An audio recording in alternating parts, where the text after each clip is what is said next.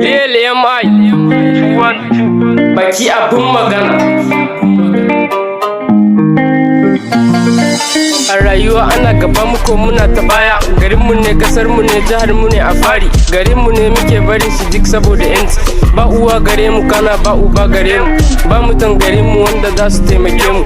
Dukkanin su mun rasa su dan muna bala'i. Ku dubi zahiri a dabba mun fike misali. A zahiri ku dubi rayuwar da ke da yanci. Ku dubi rayuwar da za a ce kana da yanci. A dubi dukkanin ilahirin mutan kasar nan. Ina kira da gwamnatin da ke cikin kasar nan, da dukkanin ilahirin da zai faɗa a dishi. Muna kira a taimake mu dan muna bala'i. Ku dubi rayuwar mutum ba sai ka ce ta dabba. A ce mutum 700 suna bala'i. Ana kashe uwa a kashe ɗa a kashe jika. Ana kashe mutum a ɗauke wa a ɗauke ɗansa. Kana ana kashe mazan da ke cikin garinmu. Ana kashe mazan da gobe su suke da mulki, amma suna barin garin su duk saboda yanci. Ilahu ka ganin da kanka su suke da mulki.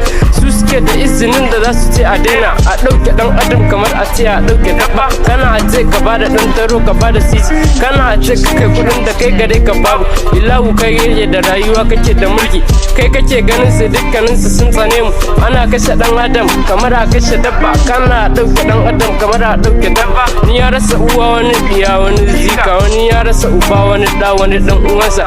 Shin ina talaka za a sa ransa abinda za a ci yana nema ya gagare sa. A samar a kasarsa amma an gaza a basa. Ga masu arzikin amma ba su taimakonsa. Ba su taimakonsa sai dai in ya rasa ransa. Ga masu ilimi an gaza a ba su aiki. Ga samari suna zaman banza an gaza taimakonsu. An gaza ba su aikin da za su dogara da kansu. Tallaka kullum ya cikin kasar mu farin ciki. Shugabanninmu sun gaza bamu.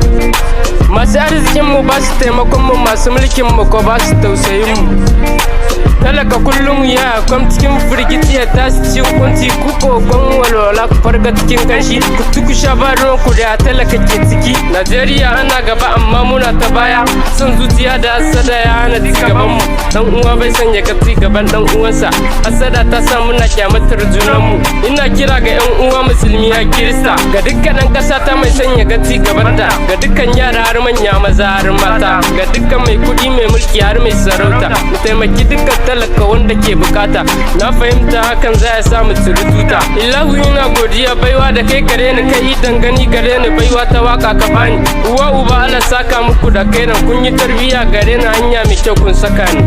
Yan uwa san zuciya sada mu kauda, mu tsai da gaskiya zalunci sai mu kauda. Sai da gaskiya zalunci